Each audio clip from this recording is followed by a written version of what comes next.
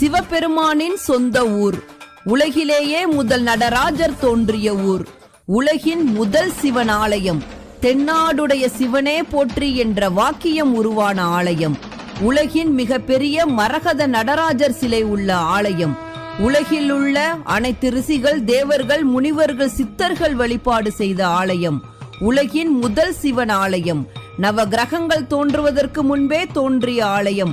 4 யுகங்கள் தோன்றுவதற்கு முன்னரே உருவான ஆலயம்.